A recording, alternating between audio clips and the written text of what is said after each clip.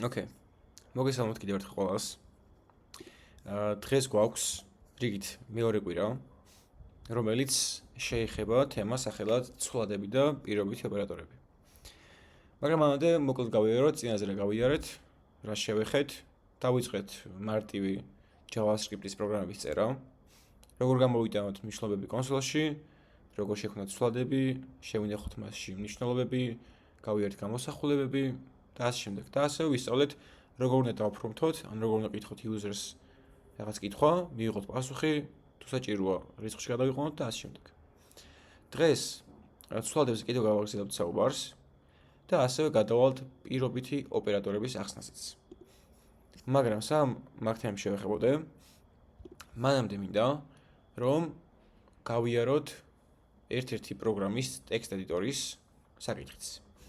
წინ ლექციაზე გითხარით, რომ ონლაინ კომპილატორში მარტივია წერა, რაღაც საიტები არის ძალიან ბევრი, იქ შედიხარ, კოდს წერ, აწვევი runs ან რაღაცა გაშვების ღილაკს და კოდი ეშვება ძალიან მარტივად, ხო? თუმცა რეალურ პროექტებში და რეალურ სამუშაო გარემოში ასეთ პლატფორმას არ ვიყენებთ. ვიყენებთ ძირითადად მძლავრ ტექსტ ედიტორებს, ერთ-ერთი არის Visual Studio Code. ანუ პროგრამა ჩვეულებრივი, სადაც გაატარებთ თქვენი პროფესიული დროის უმეტეს ნაწილს. ამიტომ მაგას გავulit დღეს. ხმას ხვდათ ჭედავს? Okay. მე რა შეიძლება შენი ინტერნეტის პრობლემის რალი იყოს. და როგორ უნდა ჩავიწეროთ? ანუ ასე ჩვენს მოწყობილებზე თავიდან არ აყენია ეს პროგრამა. და გვჭირდება რაღაც ბრაუზერი გავხსნათ. ჩემ შემთხვევაში არის Brave, თქვენ შეგიძლიათ გახსნათ Chrome, Opera ან რაც გავს, რაც იყენებთ. და დავსერჩოთ ეგეთი რაღაც. Visual Studio Code download. Visual Studio Code ქვია თვითონ პროგრამას ტექსტ ედიტორს სადაც კოდს წერთ და მე ვეუბნებით რომ მინდა ამის ჩაწერა. Enter-ს ვაწვევი. შევალ პირველი ლინკზე და ვირჩევ იმ პლატფორმას, რომელზეც მე მუშაობ. თუ Windows-ზე მუშაობთ, Windows-ის საინსტალაციო ჩაიწერთ, მეორე არის Linux საინსტალაციო, მესამე არის Mac. მე Mac-ზე ვარ და Mac-ს ჩავიწერთ. რო სამხილაკს დავაწვევით, ჩავიწერთ საინსტალაციოს, ეს მორჩება ჩაწერას და მე ინსტალაციის გაშვების შემდგომ ძალიან მარტივი პროცესია, უბრალოდ ვაწვევით ყველაფერს next, ანუ არაფერს არ ვცვლით, არაფერს დამატებით ის გაკეთება არ გვიწევს. სულ next აწვევით. მოდი სამეს ჩაიწერს. კიდევ მინდა რომ რაღაც თემაზე ვისაუბრო. მარტო ეს არ გვჭირდება სიამოვნებაში. იმისთვის რომ ჩვენი პროგრამები გავუშვათ ლოკალურად. ლოკალურად ნიშნავს, ანუ ჩვენს კომპიუტერზე, ან ჩვენს ლეპტოპებზე. ასე გვჭირდება გარემო, სადაც ეს კოდი გაეშვება. ანუ თურმე გვჭირდება განა ერთი, არამედ ორი ნაწილი.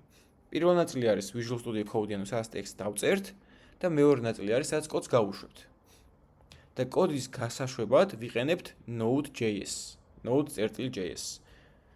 და ჩათვალეთ Node.js არის გარემო, environment-ი, სადაც ეშვება JavaScript-ის კოდი. ზოგადად პირველ ლექციაზეც გითხარით, რომ JavaScript-ის კოდის გაშვება შეიძლება ორ ადგილას. ერთი არის ბრაუზერში, მეორე არის Node-ში.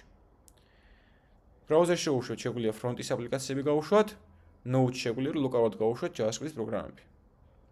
ან Node-ში წეროთ backend სიტყვას. ამიტომ მაგასაც დავინსტალებთ მალე. მაგრამ ეხლა უკვე ეს Visual Studio ჩაიწერა, მოდი გავხსნათ. ორჯერ დავაკლიკოთ, zip-ი ამოარქივდება და ჩავიწერთ Mac-ზე ჩვეულებრივად. Mac-ზე zip-ის გახსნის შემდეგ ჩვეულებრივად ჩაიწერება. Windows-ის შემთხვევაში მოგიწევთ საინსტალაციოს გახსნა და ყველაფერს next-ზე დაკლიკება. და ასევე გვჭირდება, როგორც წინაზე გითხარით, წეგამითხარით Node.js-ის ჩაწერაც. მაგისთვის რაც ვაკეთებთ?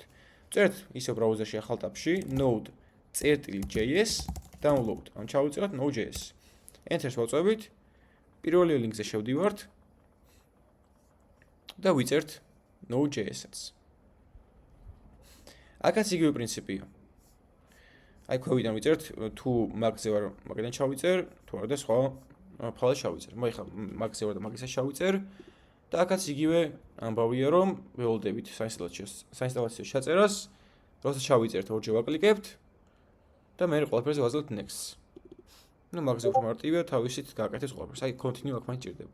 ყველაფერზე ვეთანხმებით, არაფერს არ ვსვით აბსოლუტურად. ნუ მე აღარ გავაგრძელებ ინსტალაციას, იმიტომ რომ მე უკვე მაქვს ჩაწერილი.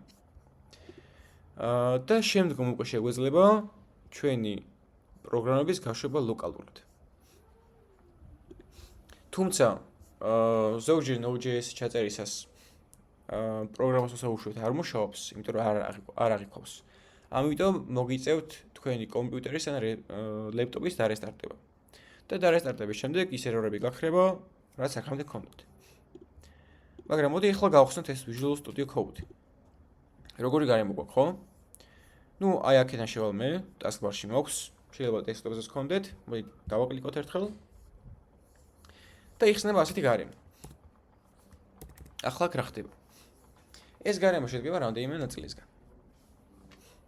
ნუ აქ ძირითადი მაინც ორი ნაწილია. ერთი არის აი სამუშაო ფანჯარა, სადაც დავწერთ კოდს, აი ეს შუაში რაც არის და მარცხნივ არის Explorer-ი. ანუ აქ იქნება ყველა ის ფაილი და ფოლდერი ჩამონათვალში, რომელზეც ჩვენ მუშაობთ კონკრეტული პროექტის განმავლობაში.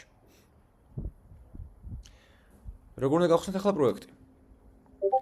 პროექტის გახსნა Visual Studio Code-ში შეიძლება რამდენიმე სახით. ერთ-ერთი ვარიანტი არის შემდეგი, რომ დავაჭიროთ file, შემდგომ open folder და გავხსნათ რაიმე ფოლდერი. ან მეორე ვარიანტი არის, რომ თვითონ სადამე დესკტოპზე თუნდაც შევქმნათ ახალი ცარიელ ფოლდერი, ცარიელ სახალხალდე, new folder, მოდი დავარქვათ lecture 2.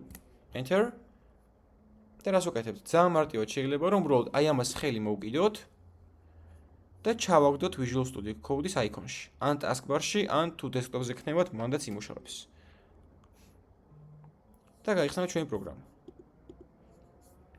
ეხლა რატო არ იხსნება? ერთი წუთი. ეხლა არ მუშაობს რადგანაც ზოგადად მუშაობს ხოლმე, მაგრამ მოდი ხა პირველ ხარს გამოვიყენებ ისევ. ისე files ვაწვევი, მე open folder და ნიშნავ ჩემს დესკტოპზე ახლა შექმნილ ფოლდერს სახელად lecture 2. აი ამას. და ვაწვევი opens. და გაიხსნა ჩვენი პროექტი. ანუ აი აქ შუა სივრცეში დავწერთ კოდს მალე, ეს welcome-ის page არ მინდა და მარცხნივ ვიმუშავებთ ფაილებზე, ან ფოლდერებზე, ანუ სახალხალდეებზე. ახლა სად ვწერთ კოდს? როგორ ვქნით ფაილს და შემდეგ მოდი მაგ თემასაც შევეხოთ. ნუ lecture left-or აწერია შემეშალა, C უნდა იყოს, მაგრამ ნუ არა უშავს. აქ გვაქვს რამდენიმე ღილაკი. ყველაზე მნიშვნელოვანი და გამოყენებადი იქნება პირველი და მეორე. პირველი არის new file-ის აიკონი, ანუ ახალი ფაილის შესაქმნელად ვიყენებთ აი ამ აიკონს. და მეორე არის ახალი ფოლდერის შესაქმნელად. ნუ ჯერ მარტო ერთ ფაილზე მოგვიწევს მუშაობა პირველი რამდენიმე კვირის განმავლობაში, ამიტომ new file დაგვჭირდება ძირითადად. დავუწევთ new files, ანუ უთხრათ ჩვენს პროგრამას, რომ გვინდა ახალი ფაილის შექმნა, ვაწვევით და აი აქ უნდა ჩავწეროთ ახალი ფაილის სახელი. და მოდი ახლა ამ ფაილს დავარქვათ index. ანუ index-ი იქნება ჩემი ფაილის სახელი. ხოლო მისი გაფართოება იქნება წერტილი.js. ანუ ეს ფაილის სახელიც გამოდის, რომ იყოფა ორ ნაწილად. პირველი არის თვითონ სახელი ფაილის index და გაფართოება წერტილი.js. წერტილი.js-ი მოკლედ არის როგორც JavaScript-ი და ამით იმას გულისხმობ, რომ პროგრამას ვეუბნები თუ რა ენაზე ვწერ კოდს. სხვა ენების შემთხვევაში გამოვიყენებდი სხვა ბოლოს არც. და აი აქ უკვე შემიძლია მე ჩემი კოდის დაწერა. ნუ ეს დამატებითი თულები არ გვჭირდება. ეს AI-ის ნაწილი არის და ჩემი რჩევა იქნება, რომ არავითარი AI არ გამოიყენოთ, არც ChatGPT-ს არ დაწერეთ პასუხები და არც AI შემოიტანოთ თქვენს Visual Studio Code-ში, იმიტომ რომ ბევრ რამეს თავის დაგიწერთ და გეგონებათ რომ ბევრ რამე გაიგეთ, მაგრამ სინამდვილეში ვერ იგებთ. ამიტომ ეგენი არ გვინდა. და აი აქ რო დავწერთ ჩვენს პირველ პროგრამას, აი მაგალითად console.log და string-ში გავუშვათ hello ძიმე world. ანუ იგივე კოდს წერთ აქ, რასაც წერდით პირველ ლექციაზე online კომპილატორში. უბრალოდ ეხლა როგორ გავუშვათ ეს კოდი, ხო? არანაირი run ბატონი არა, არანაირი რაღაცა სამკუთხედის ღილაკი არა, რომ დავაჭიროთ ეგრე გაეშვას, ეგრე მარტივად არ ხდება აქ. ჯერ პირველ რიგში მჭირდება რომ ჩემი ფაილი, ანუ ჩემი პროგრესი დავასეივო, ანუ შევინახო. თუ დავკვირდებით, აი მაღლა index.js-ის მარჯვნივ არის მრგვალი თეთრი ბურთულაკი. ეგ იმას ნიშნავს, რომ ჩემი ფაილი არის დაუსეივებელი, ანუ არ მაქვს შენახული. და მე რო შევინახო, ამისთვის არის ორი ვარიანტი, ერთი არის რომ შევიდე ფაილში და მე დავაჭირო saves, ან shortcut-ი არის Ctrl+S Windows და Command+S Mac-ზე. და როგორც კი შევინახავ, აი აგერ წეღა რო იყო აქ თეთრი ბურთულაკი, გაქრება და დარჩება X ღილაკი. ანუ ჩვენ ამით შეგვიძლია ვაკონტროლოთ შენახვის state. თუ ბურთულაკია თეთრი, ესე იგი არ გვაქვს შენახული ფაილი, ხოლო თუ X-ი, ესე იგი შევინახეთ და შეგვიძლია ამ პროგრამის გაშვება. და ეხლა როგორ ვუშვებთ ამ პროგრამას? ამ პროგრამას ვუშვებთ ტერმინალში. ჩათვალეთ ტერმინალი აქ არის რაღაცა კომანდების და ბრძანებების დასაწერი ადგილი და ასევე ის ადგილი, სადაც გამოისახება ჩვენი პროგრამის შედეგი. ანუ მე რო console hello world დავწერე, ჩვენს ტერმინალში გამოისახება hello world-ი, ანუ ამ პასუხის output-ი. გამომავალი ელემენტი. როგორ გავხსნათ ახლა ტერმინალი? აქ ვაწევთ ტერმინალ, მე new terminal და ესაა ჩვენი ტერმინალი. და აქ უკვე არის ჩვენი ფაილის, ჩვენი პროექტის მისამართი. ანუ Temuris MacBook Air-ში არის რაღაცა lecture 2 პროექტი, ფოლდერი. და მე ამ ფოლდერში მინდა რომ გავუშვა index.js ფაილი. და ამას ვაკეთებ უკვე Node-ის გამოყენებით. აი Node-ი ზუსტად ის გარემოა, სადაც მე გავუშვებ ჩემ JavaScript-ის პროგრამებს. და ამას როგორ ვშვები ახლა? ვწერ Node სიმბოლოს, Node commands და შემდგომ წერ იმ ფაილის სახელს, რომელიც მინდა რომ გავუშვა. ჩვენ შემთხვევაში ეს იქნება index.js. ან Node არის ყოველთვის უნიკალური, ანუ სულ Node უნდა იწეროს აბსოლუტურად, იმიტომ რომ Node-ით ვეუბნებით რომ მინდა JavaScript-ის პროგრამის გაშვება Node-ის გარემოში. და შემდგომ წერთ უკვე ფაილის სახელს. მე რო ფაილის სახელი მქონდეს სიტყვაზე themo.js, აქ დავწერე themo.js და იმუშავებდა. ოღონდ 100 უნდა დააკვირდეთ რომ სწორად იყოს ფაილის სახელი, 100 რო იყოს განსხვავებული აღარ იმუშავებს. და როგორც კი enter-ს დავაწვევი, გამოვიტანთ ჩვენი პროგრამის შედეგს, ანუ hello world-ს. ახლა რომ მე აქ ახალი ხაზი დავამატო, მაგალითად console log და ნუ რაღაცა კიდევ ერთი ტექსტი ჩავწერე, ხო? აი ასე. მე რო გავუშვა ეს პროგრამა, ანდა მოდი ამ ხელ ტექსტი არ გვინდა, მოდი 10-იანი დავაკონსოლოთ. მე რო ეს პროგრამა გავუშვა, დავწერო node, გამოტოვებ ფაილის სახელი და enter-ს დავაჭირო. რას გამოიტანს? ჩატში რა დამიწეროთ?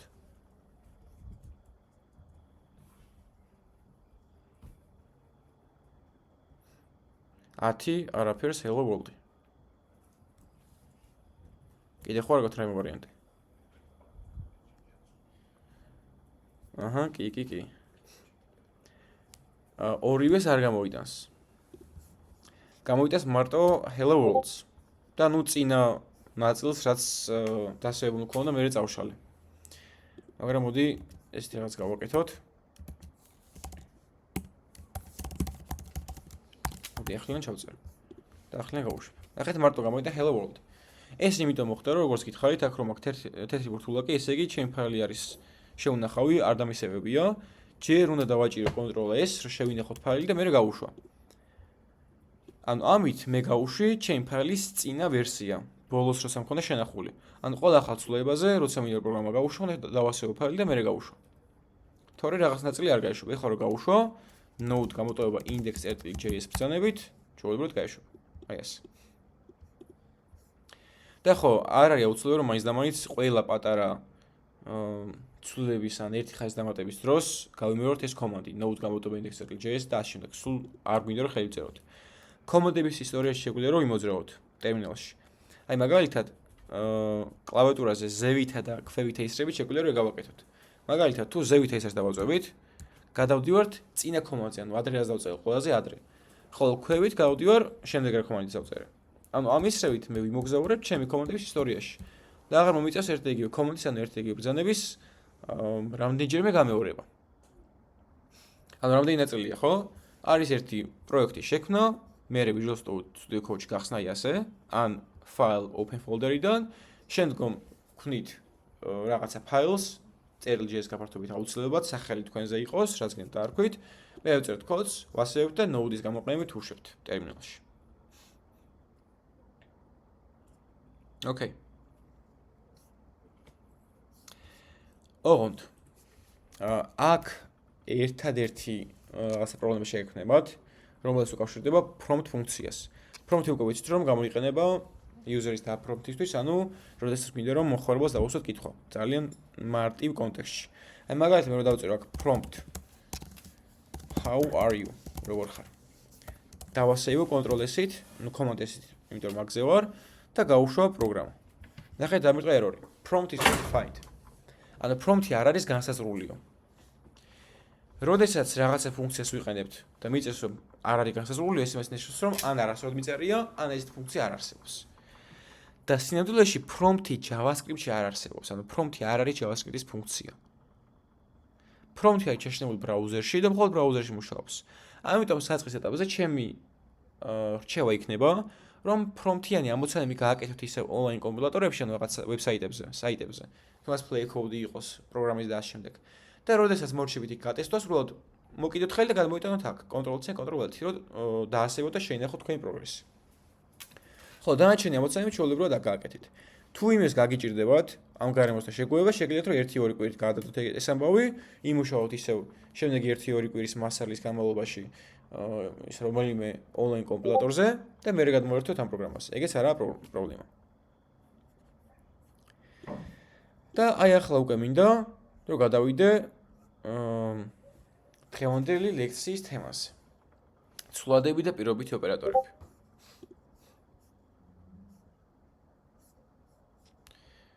იმიტომ რომ restart-ი გჭირდება. მაგით ვიდეოს errors. აქ კითხვას ვერ დასვა.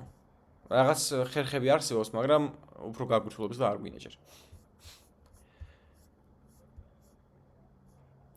მოდი პირველი სლაიდი ნახოთ. ცვლადი უფრო საცეცია, ვიდრე 5. წინა მთელი ლექსის განმავლობაში მე თქვენ ცვლადები აგიხსენით 5-ების გამოყენებით. რომ 5 მომქონდა რაღაც მაგალითად, რომ ვითომ მნიშვნელობას ვათავსებდით 5-ში, ამ 5-ს ვაგრავდით რაღაცა IRL-ს ან nodes ზემოდან და მხოლოდ ამის შემდეგ ვაგნებდით ამ მნიშვნელობას, ხო? მაგრამ სინამდვილეში იყო თეთრი წყვილი. 5-ის მაგალითი იმიტომ მოვიყვანე, რომ ადულად გაგეაზრებინოთ ცვლადის მნიშვნელობა. მაგრამ სინამდვილეში ცვლადი უფრო საცეცია, ვიდრე 5. და ამით რას გულისხმობ? როდესაც მე ცვლადს ვქნი, მაგალითად let x უდრის 10-ს. ეს ნიშნავს, რომ x ცვლადი შეიქმნა და მას შეინახა მნიშვნელობა რიცხვი 10. ანუ შეიქმნა x binding-ი. ამას ვქვი ასევე binding-ი, ანუ მიკავშირება. ანუ წარმოვიდგინეთ მეხსიერების უბანზე ქონდა x-ი და ასევე 10-იანი და ეს x-ი უკავშირდებოდა რიცხვ 10-ს. ისრის გამოყენებით, ანუ საცეცის გამოყენებით, როგორც 8 ფეხას აქვს საცეცი, ასე ვღაუჭებოდა x ცვლადი 10-იან მნიშვნელობას საცეცის მეშვეობით. ნუ აქ ისრით მაქვს ნაჩვენები. ხოლო შემდგომ, როდესაც x უცვლი მნიშვნელობას, ანუ წერ x უდრის 15-ს და მერე მართლაც 15 ხდება. გამოდის რომ განა x 5-დან 10-იანს ვიღებ და მე 15-ს ვათავსებ, არა. უბრალოდ 10-იანიდან ეს საცეცი მომაქვს და ვამაგრებ 15-ზე. ანუ აქ არც ახალი 5 შემოდის და არც არაფერი აღარ შემოდის. უბრალოდ 10-იანი იკარგება მეხსიერებაში, სადღაცას. უბრალოდ ეს x-ი ახლა უკვე ისრით, ანუ საცეცით უკავშირდება 15-ს. და ამას ვქვია binding-ი, ანუ კავშირი ცვლადსა და მის მნიშვნელობას შორის. ეს მნიშვნელოვანი რომ ვიცოდეთ. ასევე წინა ლექციაზე ჩვენ გავიარეთ ცვლადის შექმნის რამდენიმე ხერხი. ნუ ერთი ხერხი გავიარეთ ბოდიშით, რომელიც არის let. აი მაგალითისთვის ისე Visual Studio Code-ში გადავიდეთ. შექმნით ცვლადს let x უდრის 10 და დავაკონსოლოთ x. დავასეივოთ და გავუშვათ პროგრამა node გამოტოვება index.js. გამოვიტანა 10-იანი, ხო? თუმცა ცვლადის შექმნის კიდევ რამდენიმე ხერხი არსებობს. მაგალითად var. var არის შემოკლებით რაც variable. variable არის ქართულად ცვლადი. მარტივად დასამახსოვრებელია. და პრინციპი არის აბსოლუტურად იგივე. რაც let-ში იყო, უბრალოდ let-ის მაგივრად ვწერთ var-ს. ანუ აქან თუ იწერებოდა let x უდრის 10, ახლა წერთ var x უდრის 10, varis შემთხვევაში. უბრალოდ აქ არის ერთი განსხვავება. მე თუ შევქმნით let x უდრის 10, ანუ 10-იანი მივაინჭე x სვლაც და მე ისე დავწერე let x უდრის 5-ს. დავასეივოთ, გავუშვათ პროგრამა და მირტყავს errors. ნახეთ რა ერორია. Identifier x has already been declared. ანუ x სვლადი უკვე გამოცხადებული გაქვს და ახლა ვერ შექმნიო. ანუ გამოდის რომ let-ის გამოყენებით ერთი და იმავე სახელის მქონე სვლადს ვერ შევქმნი. ანუ არ შეიძლება იყოს ორი სვლადი, რომელსაც იგივე სახელი აქვს. თუმცა varis შემთხვევაში ეს შეგვიძლია.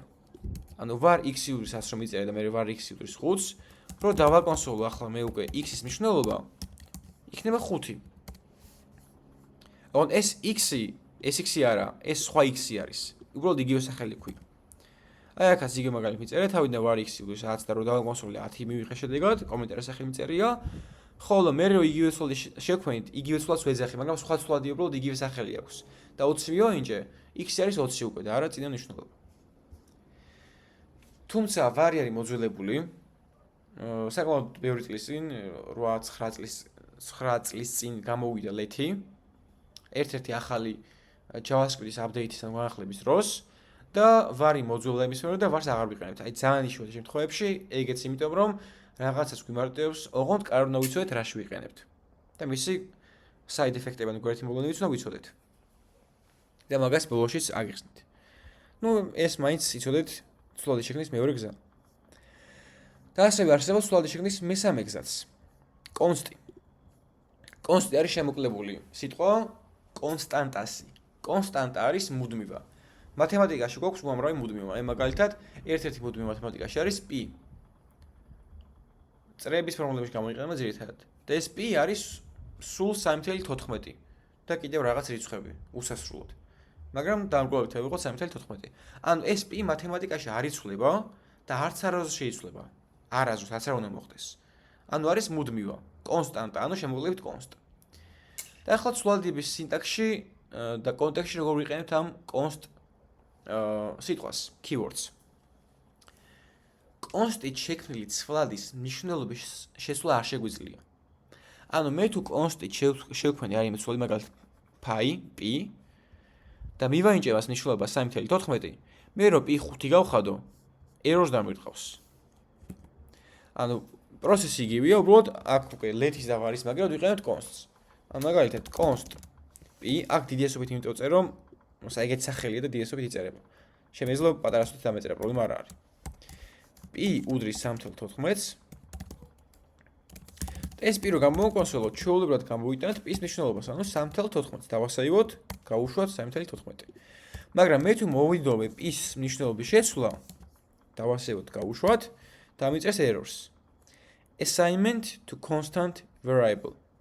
ანუ მეუბნება რომ მინიჭების ცდილობა მქონდა მუდმივა ცვლადზე. ანუ π არის მუდმივა, ერთხელ რომ რაღაცას მივაინჭებთ, სულ ეგ უნდა იყოს. და სხვა არაფერი. ამიტომ მეუბნება რომ არ მიაინჭო ახალი მნიშვნელობა. ამას რო წავშლი უკვე error-ი აღარ მექნება. და რაში ვიყენებთ? ზოგადად პროგრამაზე მუშაობისას ბევრი რაღაცეთი მნიშვნელობა არსებობს, რომელიც თავიდან არის განსაზღვრული და არ გვინდა რომ მისი მნიშვნელობა შეიცვალოს. და მაგისთვის ვიყენებთ const და არა let-ს. let-ი რო გამოვიყენო, შეიძლება, პრობლემა არაა.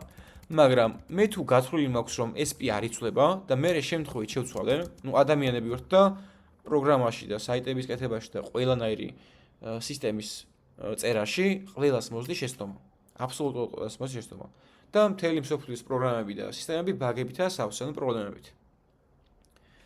და მე რო let-ი მაქვს გამოყენებული და აი ამ π-ის კიდევ ვიყენებ 1000-ობით ფორმულაში. გამოდის რომ მე error-ი არ მაქვს საერთოდ, ანუ პროგრამა არ მეუბნება რომ რას ეკეთებო. ცდები, ხო, არ მიყვირის პროგრამა. მაგრამ ვიღებ არასწორ პასუხს, ანუ bugs. და მე მიწევს ამ ბაგების გამოსწორება, ანუ დაფიქსვა. მაგრამ მე როდესაც const ვიყენებ, ანუ თავიდანვე ცალსახად განსაზღვრული მქონდა რომ ამ ცვალის მნიშვნელობის შესვლა არ შეიძლება და მე შემთხვევით შევცვალე რაღაცა სხვა ფაილში ან 1000 ხაის მერე მაგალითად პროგრამის გაშვებისას error-ი მხვდება.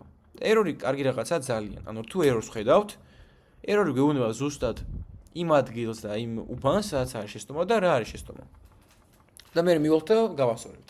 აი ბაგი უფრო რთული საბუნელი, იმიტომ რომ პროგრამა არ იქრაშება, ანუ არ ფუჭდება არაფერი, მაგრამ არასდროს პასუხს ვიღებთ. მანდა არანაირ მინიშნებას არ გვაძლევს პროგრამა, რომ აი მოდი აქ მოძებნე, აი ეს არის და მოდი ეს გაასწორე რა. ამიტომ ეს კონსტი მაგაში გვეხმარება, რომ წინასწარ ვიმზადებთ მაგის ნიადაგს.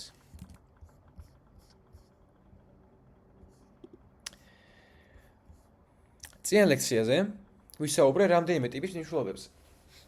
ძირითადად მაინც გამხილე რიცხვითი, ანუ number ტიპის მნიშვნელობები და string, ანუ ტექსტური ტიპის მნიშვნელობები. და ასევე გაკვირთ ვახსენე boolean ტიპის მნიშვნელობებიც. boolean ტიპის მნიშვნელობა ერთ-ერთი ტიპის მნიშვნელობაა JavaScript-ში, რომელსაც აქვს მხოლოდ და მხოლოდ ორი შესაძლო ვერსია. ან true, ანუ ჭეშმარიტი, ან false, ანუ მცდარი. ანუ თუ string შეიძლება იყოს ნებისმიერი ასო, ნებისმიერი სიტყვა, ნებისმიერი წინადადება და რიცხვი შეიძლება იყოს ნებისმიერი დადებითი, უარყოფითი, აცილადი და ასე შემდეგ, boolean ტიპის მნიშვნელობა არის მხოლოდ და მხოლოდ ორი JavaScript-ში. True და false. ან მაგალითად, დედამიწა მრგვალია რო ვიძახით, ეს არის true, ანუ ჭეშმარიტი დებულება არის. ხო, თუ ვიძახით, რომ დედამიწა ბრტყელია, ეს არის false, ანუ მცდარი დებულება. და სხვადასხვა ეს true და false გვიბრუნდება რაღაც გარკვეული პირობების შემთხვევაში. აი მაგალითად, თუ ვიყენებთ შედარების ოპერატორებს, ანუ comparison operators, ინგლისურად ესე ქვია. შედარების ოპერატორები იგივეა JavaScript-ში, მათემატიკაში. აი მაგალითად, 10 მეტია 5-ზე არის true. 5 ნაკლები 10-ზე არის true. მაგრამ აი 10 არ უდრის string-ა, არის false. და მოდი გავიაროთ საერთოდ. მოდი console-ში შევასრულოთ ყველაფერს, console.log 10 მეტია 5-ზე. 10 ხომ მართლაც მეტია 5-ზე, ამიტომ პროგრამა გამოიტანს true-ს. ანუ აქ დაბრუნდება true, boolean ტიპის მნიშვნელობა და გამოკონსოლდება true ტერმინალში. მაგრამ 10 ნაკლებია 5-ზე, ეს უკვე არის false. მცდარი, იმიტომ რომ 10 ნაკლები 5-ზე არ არის, ხო, რა თქმა უნდა. მეტია. ასევე აქ გვაქვს შედარების ოპერატორებში მეტი ან ტოლია. როგორც მათემატიკაში იწერება. ანუ 10 მეტია ან ტოლია 9-ზე, ეს არის ჭეშმარიტი. ასევე ჭეშმარიტი 10 მეტი ან ტოლია 10-ზე, იმიტომ რომ 10 ტოლია 10-ის. ანუ ეს ნიშნავს ან მეტი უნდა იყოს, ან ტოლი. ესეც true არის. ნაკლები ან ტოლი არის, აი ასეთი ჯანმრთელობები. ასევე არის უტოლობები, ანუ ტოლობის ნიშანი. ერთი ტოლობა ხო JavaScript-ში არის მინიჭების ოპერატორი. და ვიყენებთ ცვლადებში, ანუ let x უდრის 10, ნიშნავს რომ 10 რიცხვს ვანიჭებთ x ცვლადს. ესაა მინიჭების ოპერატორი. მაგრამ უკვე 2x, ორი ტოლობა არის შედარების ოპერატორი. ანუ 5 უდრის 5-ს არის true. ახლა მაქვს ეგეთი კითხვა. თუ დავწერე 5 უდრის 5-ს, ორივე რიცხვია, ხო? მე თუ ეს 5-იანი ჩავწერე string-ში, ანუ რაღაც ბჭყალებში. გინდა ორმაგი იყოს, გინდა ერთმაგი იყოს, გინდა ფიქთიხები იყოს. დავასეივე და პროგრამა გავუშვი. რას გამომიტანს? True to false. ანუ ორივე 5-ია, მაგრამ ერთი რიცხვია, მეორე string-ია. ანუ ტიპებია სხვადასხვა. False, false, true, true, false, false. Okay. საკმაოდ ტოლად გაიყო აზრება. მოდი გავუშვათ და ერთად ნახოთ, აბა რას გამოიტანს. გადავიდეთ Visual Studio Code-ში, ისევ აი აქ ვარ. Enter-ი გამოიტანა true. ცოტა უცნაურია, ხო? როგორ შეიძლება რომ რიცხვი ოდესმე გაუტოლდეს string-ს? ანუ ერთი რიცხვი და მეორე ტექსტია, ხო? ანუ როგორ არის შესაძლებელი? და გეტყვით როგორც. როდესაც JavaScript-ი ხედავს აი ამ ორმაგ ტოლობის ნიშანს, აი ამ string-ს გადააქცევს რიცხვად. ანუ კულისებში სიამოვნებაში ეს string-ი მაინც თავისით გარდაიქმნება რიცხვად. და ამას ქვია type coercion. Type coercion იწერება. Type coercion არის JavaScript-ის მიერ background-ზე, ანუ უკანა ფონზე ერთი ტიპის თავისით გარდაიქმნა სხვა ტიპად. და ამ შემთხვევაში ორმაგი ტოლობის შემთხვევაში ეს string-ი 5 გარდაიქცა რიცხვ 5-ად და მე რიცხვ 5 რო 5 შედარ და არის true უკვე რა თქმა უნდა. ანუ ორმაგი ტოლობა ადარებს მხოლოდ მნიშვნელობებს და არა ტიპებს. ანუ მნიშვნელობების ტოლი იყო და true არისო რა, ტიპები არ შეუდარებია number-ია თუ string-ია. ხო, თუ ჩვენ გვინდა რომ კაცრად შევამოწმოთ უდრის თუ არა ერთი მნიშვნელობა მეორეს, მაშინ ორის მაგივრად ვიყენებთ სამ ტოლობის ნიშანს. ასეთ შემთხვევაში არანაირი სტრინგი და რიცხვში გადაღწევა არ მიდის background-ზე ან უკანა ფონზე და სამი ტოლობა ადარებს როგორც value-ებს, ანუ მნიშვნელობებს, ასევე ტიპებს. აქ მართალია მნიშვნელობები 5 და 5 ტოლია, მაგრამ ერთი რიცხვია და მეორე სტრინგი. ანუ ტიპები ტოლი არაა. და ეს გამოვიტანს false. და ჩემი რჩევა იქნება, რომ ყოველთვის შედარების დროს გამოიყენოთ სამი ტოლობა, რათა უფრო მკაცრად და სწორად შეადაროთ ერთი მნიშვნელობა მეორეს. და ასევე არის უტოლობა, ანუ არ უდრის. ზოგადად JavaScript-ში სახელის ნიშანი არის უარყოფის ოპერატორი. ერთ-ერთი ოპერატორია. ანუ მაგალითად მე რო დავწერო სიტყვაზე true. ну გამოიტანს true-ს, ხო? მაგრამ მე რო დავწერო სახელის ნიშანი true, ანუ true-ს უარყოფა. true შემოწერილობი ვერსია არის false. ანუ გამოიტანს false. მაგრამ მე რო დავწერო false-ს უარყოფა, ანუ not false. ამას ვქეთ not false არის true ესე იგი, ხო? გამოიტანს true-ს. იგივეა შედარების ოპერატორებსაც. ანუ თუ დავწერე 10 უდრის 10, ანუ ამით ვაცოთ 10 ტოლია თუ არა 10-ის, ჩვენ თუ მინდა დავწერო არ უდრის, დავწერ not უდრის. 10 არ უდრის 10 არის false, ხო, იმიტომ რომ 10 უდრის 10-ს. და აქაც იგივეა, ერთი ტოლობა არის არამკაც შედარების მაჩვენებელი, ხოლო ორი ტოლობის რო წერთ არის მკაცრი უკვე. და მე ესენს გაარჩით კარგად. ეს შედარების ოპერატორები. და ახლა უკვე მინდა გადავიდე პირობით ოპერატორებზე. ანუ if statement-ებზე. ზოგადად აქამდე რა პროგრამებსაც ჩვენ წერდით, მიდიოდა აი ამ ისრისავით. ანუ წრფივად ერთ ხაზზე. და ამით რას გულისხმობ? ანუ კოდი იკითხებოდა ჩვეულებრივად ზევიდან ქვევით და ყოველი შემდეგი ხაზი სრულდებოდა წინა ხაზის შესრულების შემდგომ. ანუ აქ არც რაიმე გადახვევა იყო, არც რაიმე შემოწმება იყო, მაგრამ სიამოვნებაში ეს რაღაცა ხო არ ხდება.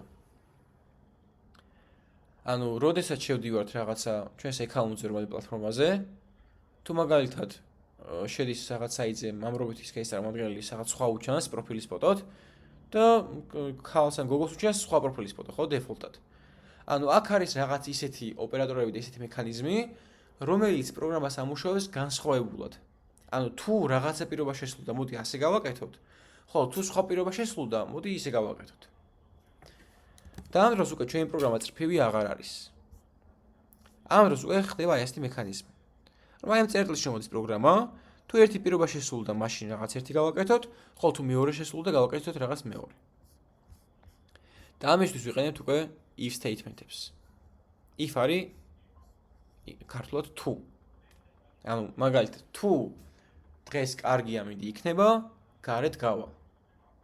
ანუ კარგი ამინდი იქნება ეს არის პირობა და გარეთ გასვლა არის ფუნქციონალი, ანუ მოქმედების ნაწილი. და ეხლა როგორია ამის სინტაქსი?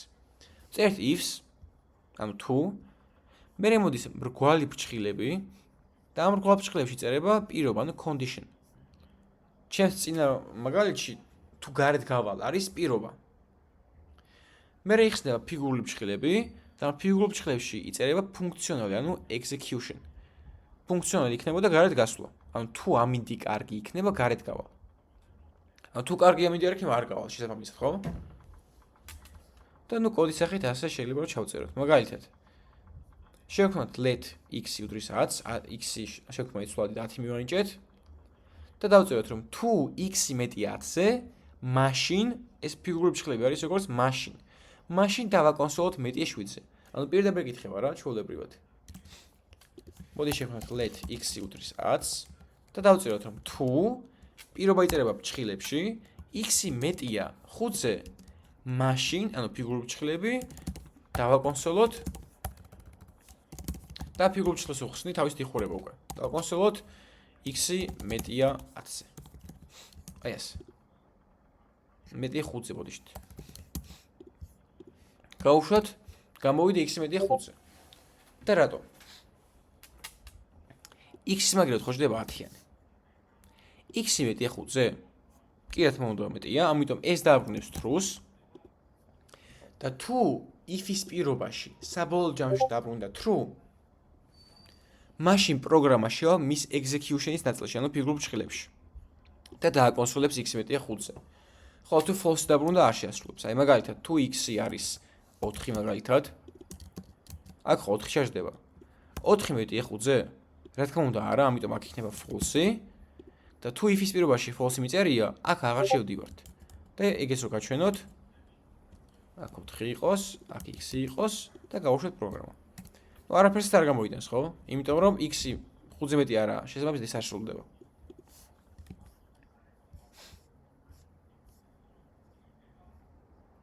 ასევე ამ if-ს აქვს თავის გაგრძელება თუ კი. ანუ ასევე არ შეიძლება რომ მარტო ერთი პირობა მქონდეს, ხო, მაგალითად. შეიძლება თქვა რომ თუ კარგი ამინდი იქნება გავალ, ხოლო თუ კი ცუდი ამინდი იქნება არ გავალ. მაგალითად, ხო? და ამისთვის ვიყენებთ else if-ს. else if არის თუ კი ქართულად. ანუ if-ის ნაწილი რჩება აბსოლუტურად იგივე და შემდგომ აი აქ პირველი ბლოკის დამთავრების ეს ემო else if-ი. და აქაც იგივეა, else if-ის მერე ეწევა ბრწყილებში სხვა პირობა და ფიგურულ ბრწყილებში ფუნქციონალის, ანუ execution-ის ნაწილი. გასაშუალად არაფერს არ ვაწვევი, უბრალოდ command წერ. ანუ command წერ node გამოტოვება index.js და enter იმერი. თუ არ შეგეწერიათ, ჯობეთ ლექსებს მოусმენთ და მერე რო ჩააწერს უყუროთ და ჩაიწეროთ. და მოდი ამის მაგალითის ვნახოთ თვითონ კოდში. უps. აი მაგალითად x-ი არის 30 და ვთქვათ რომ თუ x-ი მეტია 10-ზე, მაშინ დავაკონსოლოთ მეტია 10-ზე. ხოლო თუ კი x-ი მეტია 5-ზე, მაშინ დავაკონსოლოთ მეტია 5-ზე. ესე მუშაობს. let x-ი უდრის 30-ს. და ვთქვათ რომ თუ ანუ if მერე მოდის ბრგვალი ბრწყლები პირობისთვის, თუ x-ი მეტია 10-ზე, მაშინ დავაკონსოლოთ x-ი მეტია 10-ზე, ხოლო თუ კი, აქ ებება თუ კი, else if, თუ კი დახალი პირობა, თუ კი x-ი მეტია 5-ზე, მაგალითად დავაკონსოლოთ x-ი მეტია 5-ზე, მაგრამ არა 10-ზე. და გავუშვათ პროგრამა. ეხლა არ ხდება. x-ი ხო 30, აქ შეჭდა 30. 30 მეტია 10-ზე მართლაც რომ, ამიტომ ეს დააბრუნებს true-ს, ანუ ჭეშმარიტ მნიშვნელობას. და როგორ ვისაუბრეთ რომ თუ if-ის პირობაში true ბრუნდება, შევდივართ მის ტანში და ვაკონსოლოთ x-ი მეტი 10-ზე. მაგრამ ამ if-ის და else if-ების ჯაჭვში თუ ერთი პირობა მაინც ჭეშმარიტია, პროგრამა დანარჩენ პირობებს არ ამოწმებს. ანუ ეს x-ი 30 ხო 5-ზეც მეტია, მაგრამ ეს არ დავუკონსოლებია. იმიტომ რომ პროგრამამ if else if ჯაჭვში მხოლოდ და მხოლოდ ერთ ჭეშმარიტ პასუხს ეძებს. შეიძლება ყოველთვის არ იყოს, მაგრამ ნუ როგორც კი ერთი ჭეშმარიტი პასუხი ექნება, შეასრულებს მის ფუნქციონალს, რაც ფიგურულ ბრწყლებში წერია და დანარჩენებს დაივიწყებს. იმიტომ რომ უკვე მიიღო რაც სჭირდებოდა. მაგრამ აქ რომ მქონდეს მე სიტყვაზე 7 რა გამოვა? x ხო 7-ია. 7 მეტია 10-ზე? არა, ანუ ეს არის true, false-ი. ანუ არ შევდივართ ჩვენ if-ის ტანში, აქ ფიგურულ ბრწყლებში არ შევდივართ და გადადის პროგრამა მეორე პირობაზე, else if-ის პირობაზე. ახლა უკვე 7 მეტია 5-ზე? კი მეტია, ამიტომ ეს არის true და შევდივართ მის ტანში. და კონსოლდება x მეტია 5-ზე, მაგრამ არა 10-ზე. მოდი გავტესტოთ.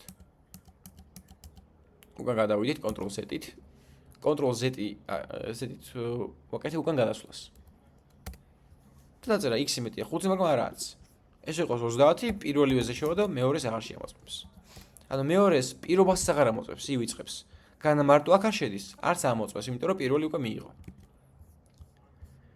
და ამ შემთხვევაში უკვე ჩვენი პროგრამა იღებს ასეთ სახეს. რომ ნახეთ, მოდის პროგრამა ცალმხრივად, მაგრამ მე შევხვდი ერთი პირობა, აი ჩვენ შემთხვევაში ეს არის თუ x მეტია 10-ზე, მაშინ გავაკეთებს რაღაცას, მაგრამ თუ კი ქვევითა ის არის, თუ კი x მეტია 5-ზე, მოდი სხვა რაღაც გავაკეთოთ. და ასევე გაითვალისწინეთ, რომ აქ შეიძლება უსასრულო რაოდენობის else-ების ჩამწკრივება. ანუ თუ ძალიან ბევრი გვაქვს, ისე რაღაცას არასრულად ვაკეთებთ. ანუ ძალიან ბევრი თუ კი შეგვიძლია ჩავამწყივოთ. და ასევე პირობით ოპერატორებს გააჩნია კიდევ ერთი სინტაქსი else. else ნიშნავს სხვა შემთხვევაში. ან მაგალითად რა მაგალითი შეგვიძლია მოვიყოთ რომ წინადადებად აღვიქოთ თუ კარგი ამინდი იქნება მაშინ გავალ გარეთ თუ კი მოღრუბლული ამინდი იქნება გარეთ გავალ მაგრამ მალე დავბრუნდები უკან ხოლო ყველა სხვა დანარჩენ შემთხვევაში სახლში დავრჩები ანუ else არის ყველა სხვა დანარჩენ შემთხვევაში ანუ ეს else მოიაზრებს წვიმასაც თოვსაც ქარსაც და ასე შემდეგ ანუ თუ კაი ამინდი იქნება გარეთ გავალ თუ ღრუბლიანობა იქნება გავალ და მალე შემოვალ ხოლო ყველა სხვა დანარჩენ შემთხვევაში ანუ თუ არა და ანუ თუ არც კარგი ამინდი იქნება და არც მოღრუბლული იქნება რაც მე მაწყობ და მაშინ სახლში დავრჩები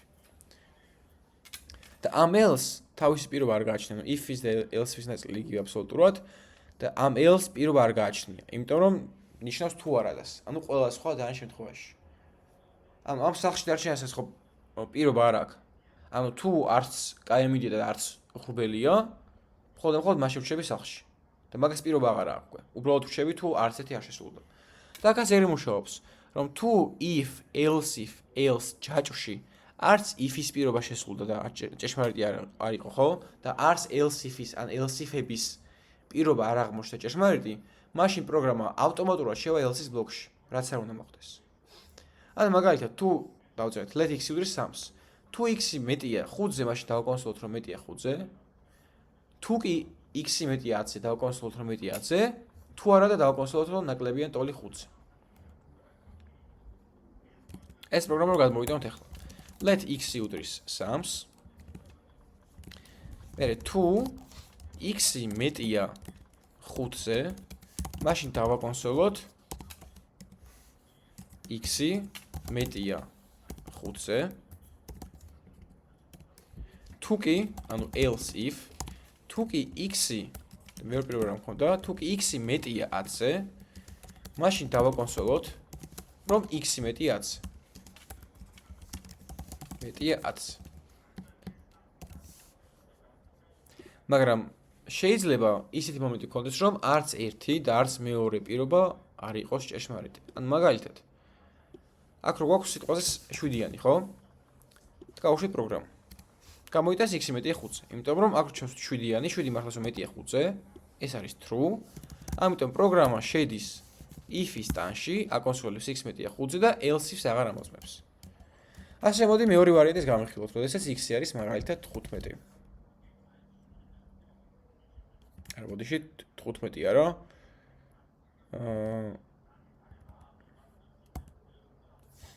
აქ ჯობია 10 იყოს აქ იყოს 5 იმიტომ რომ თუ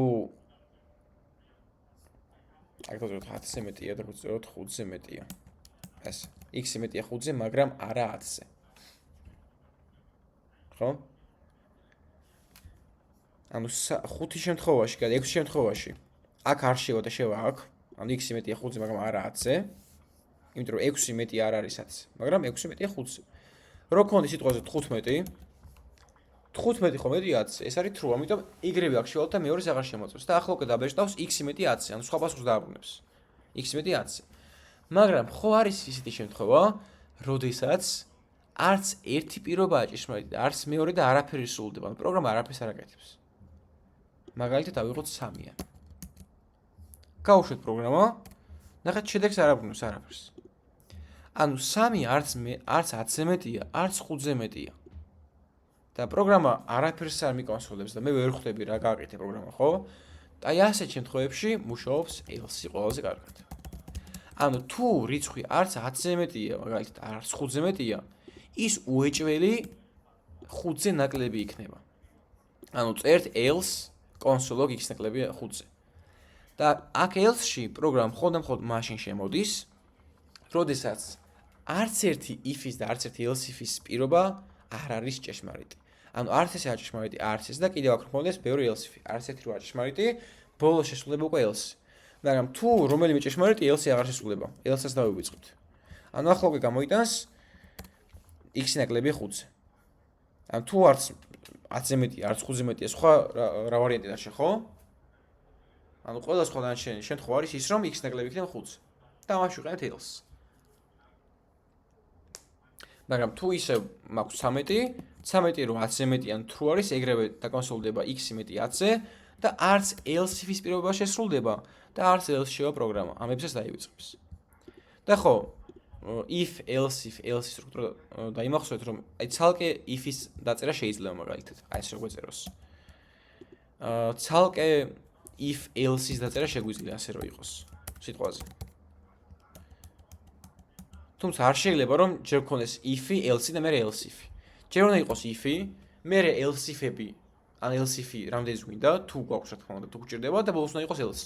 ანუ else ყოველთვის ბოლოსში უნდა იყოს აუცილებლად. და ეგ ასეთი flow იქნება, ანუ ასეთი ნაკადი.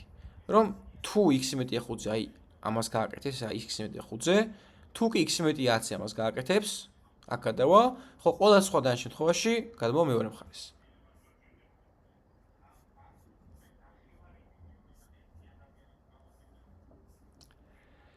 ახლა მე გადავიდე ლოგიკურ ოპერატორებზე.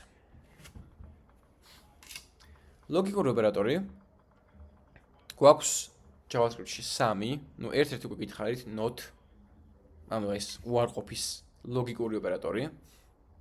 მაგრამ ასევე გვაქვს და an. ანუ და an. და ну ეს მარტივ ეძანებაშიც მარტივად შეგვიძლია რომ აღვიქოთ. აი მაგალითისთვის. როდესაც გვაქვს ორი ან მეტი პირობა, შეგვიძლია რომ ეს ორი ან მეტი პირობა დავაკავშიროთ რაღაც კავშირებით, ანუ დათი ან anით. მაგალითისთვის.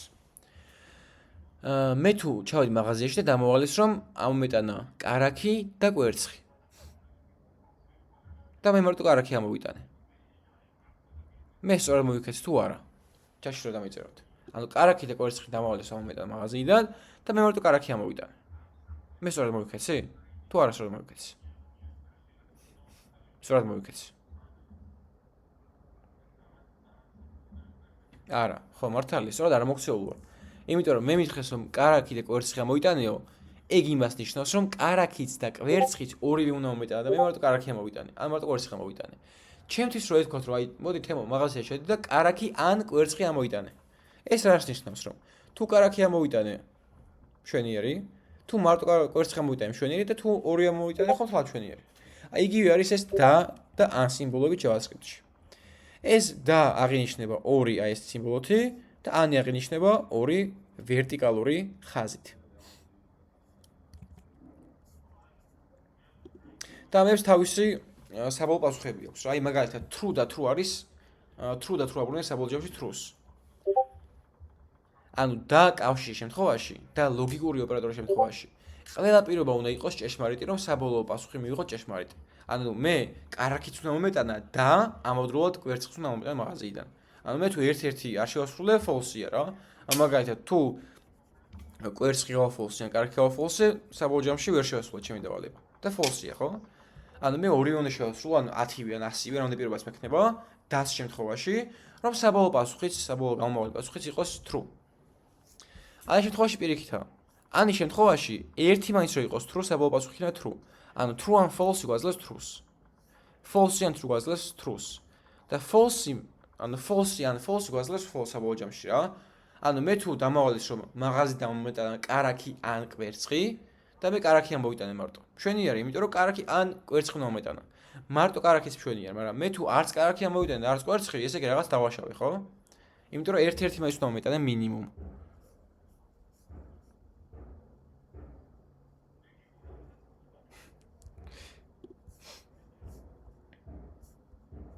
და ეს პირობები ძალიან ხშირად გვჭირდება პროგრამირებაში.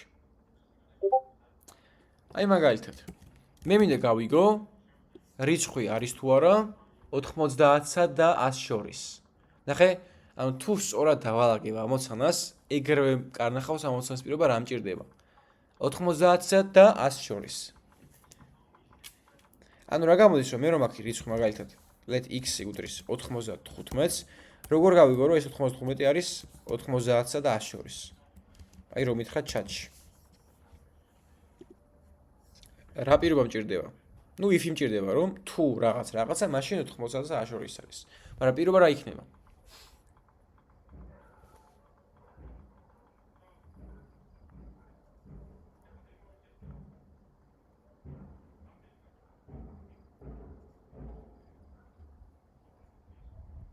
ოთხმოცდაათი მეტი და 100 ნაკლები. სწორია. გიორგი სწორია, მეგი სწორია, სლამე სწორია. მშვენიერი.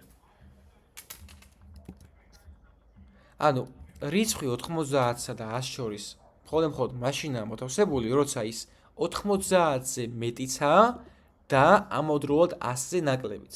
ანუ თუ x-ი მეტია 90-ზე და ამავდროულად x-ი ნაკლებია ან ტოლი 100-ზე, მხოლოდ მაშინ შეგვიძლია დავკონსოლოთ, რომ x-ი არის 90-სა და 100 შორის. აი ეს. და რო გავუშვი პროგრამა დამიწერს x-ი არის 90-სა და 100 შორის. მე რომ მარტო დამეწერა x-ი მეტია 90-ზე და x-ი ყოფილიყო 195. ამას დამეწერა მაინც, იმიტომ რომ x-ი ანუ 195 90-ზე მეტია, მაგრამ 100 ნაკლები ხო არა. ამიტომ აქ უნდა შესრულდეს ორივე პირობა. ანუ x-ი უნდა იყოს მეტი 90-ზეც და x-ი უნდა იყოს ნაკლები 100-ზეც. ნაკლებია ტოლი. და მოდი ახლა უკვე ნაბიჯ გავუყვეთ. რატო შედის აქ? x-ი მაგალითად მოდი შევასრულოთ 95 ორივეგან. და თითოეული პირობა გავარჩიოთ სათითაოდ. მაგალითად 95 მეტია 90-ზე? კი, მეტია, ამიტომ ეს არის ჭეშმარიტი, ანუ true. ახლა მეორე პირობას გადავიდეთ. 95 ნაკლებია ტოლი 100-ზე? კი, მართალია, ანუ true არის. True და true საბოლოო ჯამში აბრუნებს true-ს, იმიტომ რომ das შემთხვევაში ყველა პირობა ჭეშმარიტი უნდა იყოს, რომ საბოლოო პირობაც იყოს ჭეშმარიტი. და თუ if-ში true მაქვს, შევდივართ შიგნით. ხოლო მაგალითად სიტყვაზე ავიღოთ, რავი, 105 ავიღოთ. მოდი ისევ 105 შევსვათ ორივეგან. აქაც და აქაც. 105 ხო მეტია 90-ზე. ანუ ეს არის true. და 105 ნაკლებია ტოლი 100-ზე? არა, ეს არის false. True და false გვაძლევს false. იმიტომ რომ აქ უკვე ერთი false გამოიპარა. და თუ if-ის პირობაში false-ია, შეგინთ აღარ შევდივართ. ნუ ანის შემთხვევაში ზიგი, უბრალოდ ანის შემთხვევაში ყველა ანუ გინდა ყველა false იყოს ერთის გარდა, ანუ ერთი true მაინც რო იყოს და 1000 false, მაინც true იქნება საბოლოო პასუხი, იმიტომ რომ ის ერთიც საკმარისია. ხოლო das შემთხვევაში ყველა უნდა იყოს ჭეშმარიტი. და ამაზე მოცემაც იქნება. ნუ ეს not ოპერატორი გავარკვიეთ უკვე, უარყოფის ოპერატორი, რომელიც ატრიალებს მნიშვნელობას. ახლა მინდა გავიარო switch. Switch-იც დაახლოებით იმ თემისთვის და საკითხებისთვის გამოიყენება, რაც მუშაობს if-ი, უბრალოდ ცოტა სხვა სინტაქსით. მაგრამ მოდი მანამდე რაღაც პატარა ამოცანა დავწეროთ. აი მაგალითად გვაქვს ქულა let grade უდრის a-ს. და ესეთი ამოცანა მოგვცეს, რომ თუ grade-ია უდრის a-ს, მაშინ დავაკონსოლოთ excellent, ანუ ძალიან გადასარევი. თუ კი grade არის b, მაშინ კარგი, თუ კი grade არის c, მაშინ ნორმალური დამაკმაყოფილებით და მე ჩაიჭებულოს რა. თუ არც ერთი არა. ამას როგორ დავწერთ ის გამოყენებით, რომ თუ grade უდრის, კაცრად შევადაროთ ბარემ, მაშინ დავაკონსოლოთ excellent, შვენიერი. თუ კი მეორე პირობა, თუ კი grade უდრის b-ს, მაშინ დავაკონსოლოთ well done. თუ კი, ეხლა ისევ ახალ პირობას ვწევ, იმიტომ რომ მეორე პირობა მაქვს აქ. თუ კი grade უდრის c-ს, მაშინ დავაკონსოლოთ good, ანუ კარგი შეფასება. თუ კი grade უდრის d-ს, მაშინ დავაკონსოლოთ რომ ჩააბარეთ, ანუ you passed.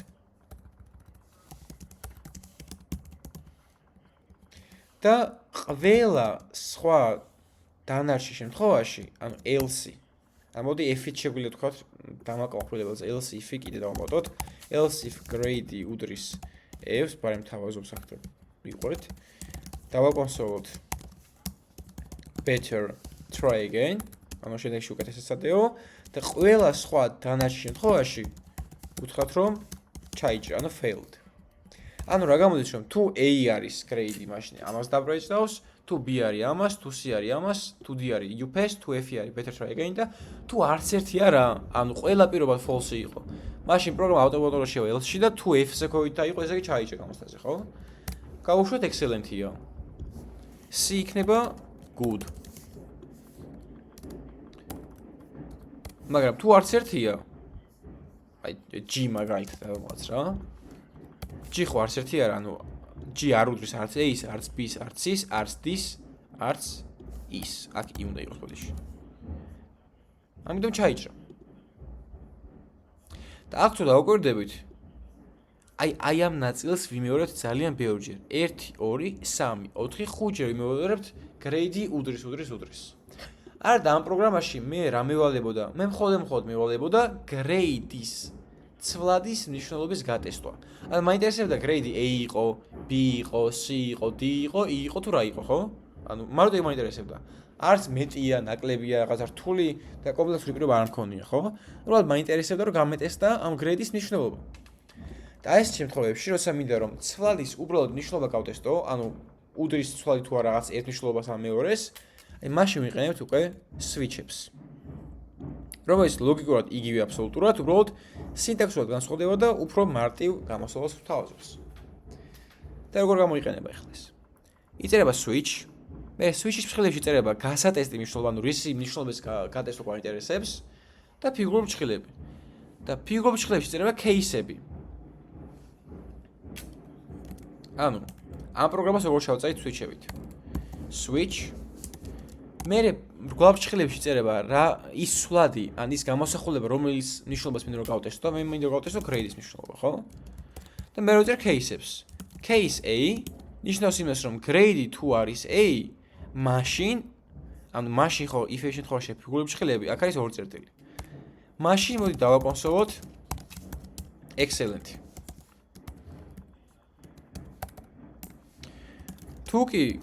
თუ არის case B, ანუ თუ grade უდრის B-ს, მაშინ დავაკონსოლოთ well done.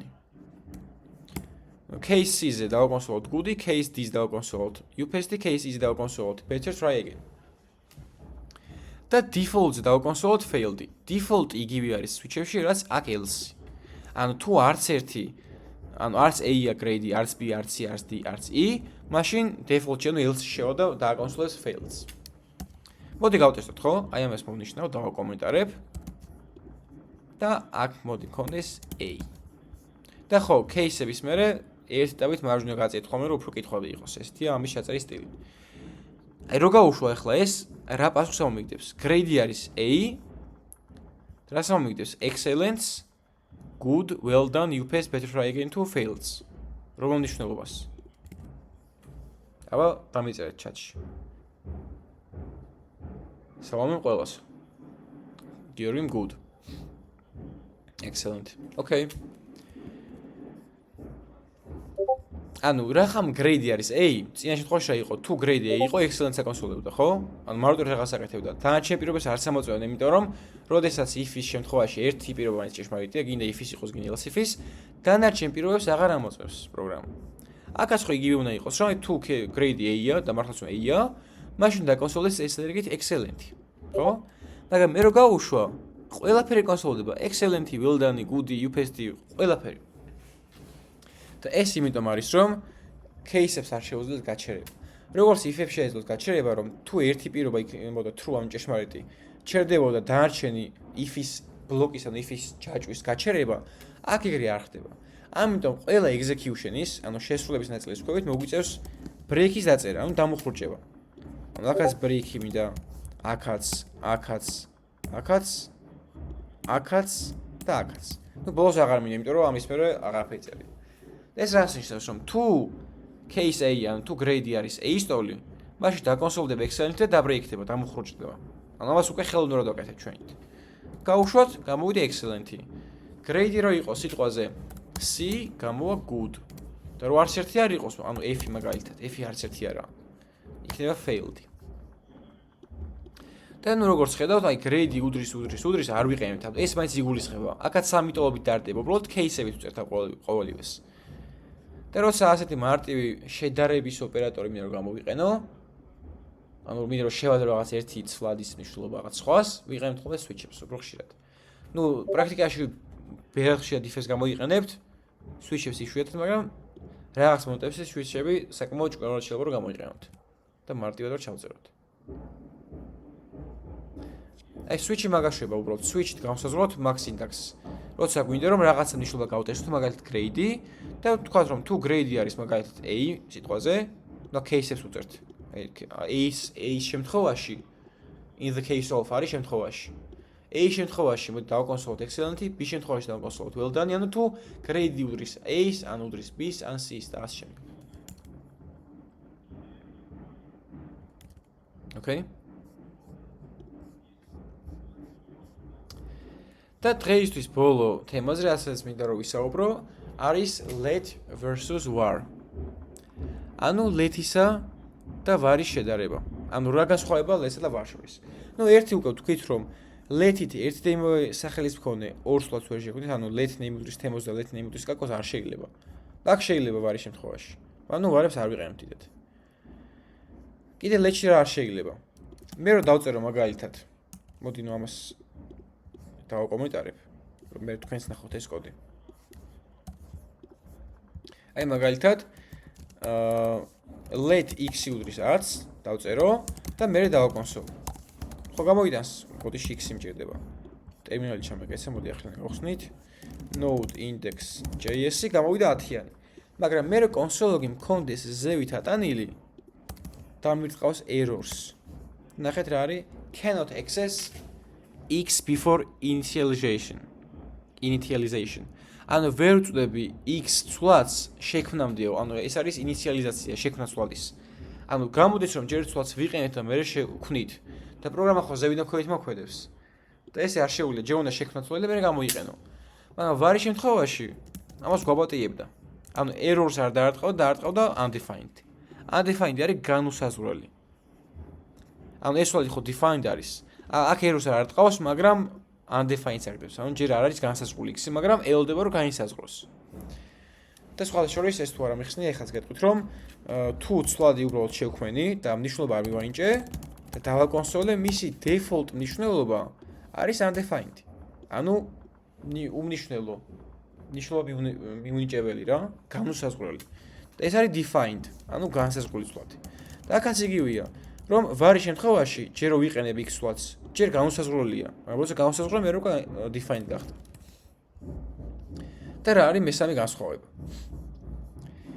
თუ მე if-ის შემთხვევაში, ნუ აქ პირობაში true ჩავწერო, ეგრევე შესულიყო, ანუ თუ if-ის პირობაში true ჩავწერთ, ეგრევე შევა.